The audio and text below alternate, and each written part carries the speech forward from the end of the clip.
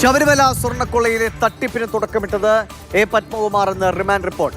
കട്ടിളപ്പാളി ഉണ്ണികൃഷ്ണൻ പോറ്റിക്ക് കൈമാറാനുള്ള നിർദ്ദേശം മുന്നോട്ട് വെച്ചത് പത്മകുമാറാണത്രേ. പോറ്റിക്ക് അനുകൂലമായ നടപടി സ്വീകരിക്കാൻ പ്രസിഡന്റ് നിർദ്ദേശിച്ചതായി ഉദ്യോഗസ്ഥർ മൊഴി നൽകിയെന്നും SIT വ്യക്തമാക്കുന്നു. ശബരിമല സ്വർണ്ണക്കൊള്ളയുടെ ഏറ്റവും വിവരങ്ങൾ വിശദമായി നമുക്ക് പരിശോധിക്കാം. അനന്തകൃഷ്ണൻ, AK സ്റ്റെഫിൻ, കണ്ണൻ നായർ എന്നിവരാണ് നമുക്കൊപ്പം ചേരുന്നത്. ആദ്യം അനന്തനിലേക്കാണ്. അനന്തൻ, ഏറ്റവും നിർണായകമായ വിവരങ്ങൾ ഇതിനോടകം SITക്ക് ലഭിച്ചിട്ടുണ്ടാകും. ഇനി ഇദ്ദേഹത്തെ കസ്റ്റഡിയിൽ കിട്ടുന്ന മുറയ്ക്ക് അതിൽ കൂടുതൽ സ്ഥിരീകരണങ്ങളും കൂടുതൽ വിവരങ്ങളും വരും. എന്താണ് ഇപ്പോൾ SITയുടെ പക്കലുള്ളത്? ഇനി പത്മകുമാറിന്റെ കയ്യിൽ കിട്ടുമ്പോഴേക്കും അവർ ശേഖരിച്ചു വെച്ചിരിക്കുന്നത് പൂർണ്ണമായും പത്മകുമാറിന്റെ ഉത്തരം മുട്ടിക്കുന്ന, അല്ലെങ്കിൽ അദ്ദേഹത്തിന് മൗനം തുടരാൻ കഴിയാത്ത വിധത്തിൽ അദ്ദേഹത്തെ കുരുക്കുന്ന വിവരങ്ങളാണോ?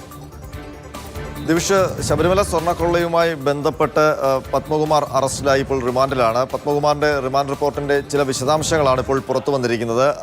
റിമാൻഡ് റിപ്പോർട്ടിലെ പൂർണ്ണമായ വിശദാംശങ്ങൾ അല്പസമയത്തിനകം മാതൃഭൂമി ന്യൂസ് പുറത്തുവിടുകയും ചെയ്യും. ഈ ഘട്ടത്തിൽ നമ്മൾ പുറത്തുവിടുന്ന വിവരങ്ങൾ അത് പത്മകുമാറിന്റെ പങ്കാളിത്തം സംബന്ധിച്ചുള്ളതാണ്. ഇന്നലെ മാതൃഭൂമി ന്യൂസ് പത്മകുമാറിന്റെ അറസ്റ്റ് ആദ്യം ആ വാർത്ത പുറത്തുവിട്ടതിന് പിന്നാലെ SITയുടെ കണ്ടെത്തൽ പത്മകുമാറിന്റെ എന്താണ് റോൾ എന്നത് സംബന്ധിച്ചുള്ള വിവരം കൂടി പുറത്തുവിട്ടിരുന്നു. അത് ദേവസ്വം ബോർഡ് തലത്തിൽ ഈ സ്വർണ്ണക്കൊള്ളയുടെ മുഖ്യ ആസൂത്രകനായി പ്രവർത്തിച്ചത് പത്മകുമാറാണ് എന്നുള്ളതായിരുന്നു ഇന്നലെ നമ്മൾ പറഞ്ഞത്.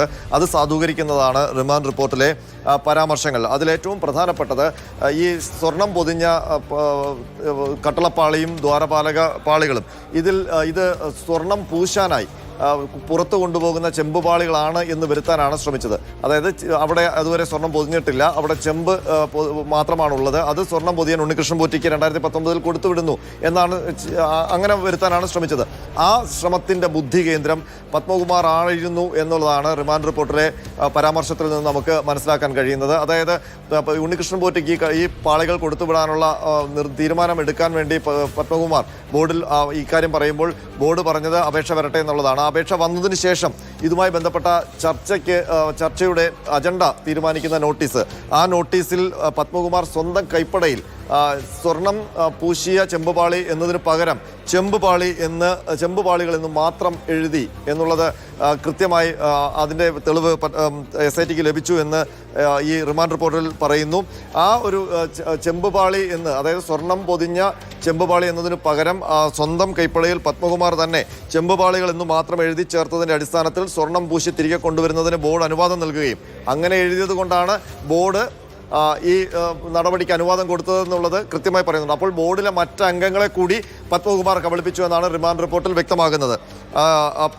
അങ്ങനെ ആ ബോർഡ് അങ്ങനെ ഒരു തീരുമാനം എടുത്തതുകൊണ്ട് അപ്രകാരം ഒന്നാം പ്രതിയുടെ കൈവശം സ്വർണം പൂശിയ ചെമ്പുപാളികൾ എത്തിച്ചേരുന്നതിനും സ്വർണം കവർച്ച ചെയ്യുന്നതിനും ഒത്താശ ചെയ്തതായി ഇതുവരെ നടത്തിയ അന്വേഷണത്തിൽ കണ്ടെത്തിയിരിക്കുന്നു എന്നാണ് റിമാൻഡ് റിപ്പോർട്ടിൽ അന്വേഷണ സംഘം പറയുന്നത്. അതായത് പത്മകുമാർ ദേവസ്വം ബോർഡിൻ്റെ ഉദ്യോഗസ്ഥരെ മാത്രമല്ല, ബോർഡിൻ്റെ സഹമെമ്പർമാരെ, അതായത് ശങ്കർദാസും വിജയകുമാറും അടക്കമുള്ള ആ 2 അംഗങ്ങൾ, അവരെ കൂടി കബളിപ്പിച്ചു പോറ്റിക്ക് വേണ്ടി എന്നുള്ളതാണ്. അങ്ങനെ വരുമ്പോൾ ഈ ആസൂത്രണങ്ങളിലെ മുഖ്യ വ്യക്തി അത് പത്മകുമാറാണ് എന്ന് വരികയാണ്. ആ വിശദാംശങ്ങളാണ് റിമാൻഡ് റിപ്പോർട്ടിലെ ആ വിശദാംശങ്ങളാണ് പുറത്തുവരുന്നത്. അപ്പോൾ പ്രധാനപ്പെട്ട പ്രതി പത്മകുമാർ തന്നെ എന്നുള്ള ഒരു അനുമാനത്തിലേക്കാണ് SIT എത്തിയിരിക്കുന്നത്. ആ തെളിവുകൾ ലഭിച്ചതിൻ്റെ അടിസ്ഥാനത്തിലാണ് പത്മകുമാറിന്റെ അറസ്റ്റ് രേഖപ്പെടുത്തിയിരിക്കുന്നത്. ഇനി ഇതുമായി ബന്ധപ്പെട്ട് കുറച്ചുകൂടി വിശദാംശങ്ങൾ വരാനുണ്ട്. എനിക്ക് തോന്നുന്നത് അല്പസമയത്തിനകം നമ്മൾക്ക് പുറത്തുവിടാൻ കഴിയും എന്നുള്ളതാണ്.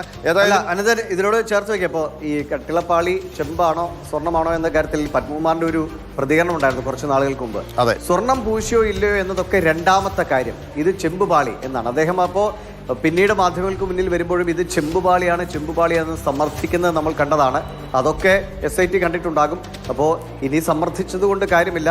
ഈ പാളി, അല്ലെങ്കിൽ അത് പൂർണ്ണമായിട്ടും അത് എങ്ങോട്ടേക്കാണ് പോയത് എന്നതിനൊക്കെ പത്മകുമാറാണല്ലോ. ഇതിപ്പോൾ ഈ പോറ്റിയുടെ ഒരു ഭാഗം ക്ലിയർ ആയി കഴിഞ്ഞു. ഈ പത്മകുമാർ അടക്കം ദേവസ്വവുമായി ബന്ധപ്പെട്ട ആളുകളൊക്കെ ഇപ്പോൾ SITയുടെ കയ്യിലെത്തി. ഇനി പോറ്റിയുടെ മറുഭാഗമാണ് ഇത്. പോറ്റിയിലൂടെ പത്മകുമാർ ഇത് എങ്ങോട്ടേക്കാണ് എത്തിച്ചതെന്ന മറുഭാഗം തെളിയാനാണ് കാത്തിരിക്കുന്നത്. അതിന് പത്മകുമാറിന്റെ ഉത്തരങ്ങൾ തന്നെയല്ലേ ഏറ്റവും പ്രധാനപ്പെട്ടത്. ദിവിഷ് പറഞ്ഞതുപോലെ തന്നെ ഈ ശബരിമലയുടെ ആധികാരികമായ കാര്യങ്ങൾ മുഴുവൻ ആധികാരികമായ എല്ലാ കാര്യങ്ങളും അറിയാവുന്ന താനാണെന്നുള്ള ഭാവമായിരുന്നു പത്മകുമാറിന്. മാത്രമല്ല, നമ്മളിത് സ്വർണ്ണമാണെന്ന് പറയുമ്പോഴും പത്മകുമാർ നമ്മളോട് വെല്ലുവിളിക്കായിരുന്നു, ഇത് ചെമ്പല്ലേ, അല്ലെന്ന് നിങ്ങൾക്ക് തെളിയിക്കാൻ പറ്റുമെന്നൊക്കെയുള്ള. നമ്മൾ തെളിയിച്ചു കൊടുത്തു, നമ്മളുടെ കയ്യിലുള്ള രേഖകളും ദൃശ്യങ്ങളും ഒക്കെ വെച്ച്. അതൊക്കെയാണ് പത്മകുമാറിനെ കൊടുക്കാനുള്ള കാരണമായതും. ഏതായാലും പത്മകുമാറിൽ നിന്ന് ഇനി SITക്ക് അറിയേണ്ടത് ഇപ്പോൾ പത്മകുമാറിന്റെ റോൾ എന്താണ് എന്നുള്ളത് SITക്ക് മനസ്സിലായി കഴിഞ്ഞു. അത് ദേവസ്വം ബോർഡിൽ വെച്ച് ഉണ്ണികൃഷ്ണൻ പോറ്റിക്ക് ഈ സ്വർണം പൊതിഞ്ഞ പാളികൾ എടുത്തു കൊടുക്കാനുള്ള എല്ലാ ആസൂത്രണങ്ങളും നടത്തിയ വ്യക്തി, മുഖ്യ ആസൂത്രകൻ, ദേവസ്വം ബോർഡ് കേന്ദ്രീകരിച്ചുള്ള മുഖ്യ ആസൂത്രകൻ എന്നുള്ളതാണ്. ഇനി അറിയേണ്ടത് ഈ പത്മകുമാറിനെ ഉണ്ണികൃഷ്ണൻ പോറ്റിയൊക്കെ വെച്ചുകൊണ്ട് ഇത്രയും വലിയ സ്വർണ്ണക്കൊള്ള നടത്താൻ പുറത്തു നിന്ന് നടത്തിയ ആസൂത്രകർ ആരാന്നൊക്കെയുള്ളതാണ്. അപ്പോൾ ഈ ഒറിജിനൽ പാളികൾ എങ്ങോട്ടാണ് ഇവർ കൊണ്ടുപോയത്? ഈ ഉണ്ണികൃഷ്ണൻ പോറ്റിയുടെയൊക്കെ നിലവിലുള്ള മൊഴി അനുസരിച്ച് ഇത് ഉരുക്കിയെടുത്ത് വിറ്റു എന്നുള്ളതൊക്കെയാണ്. ആ മൊഴി SIT തൽക്കാലം വിശ്വസിക്കുന്നില്ല.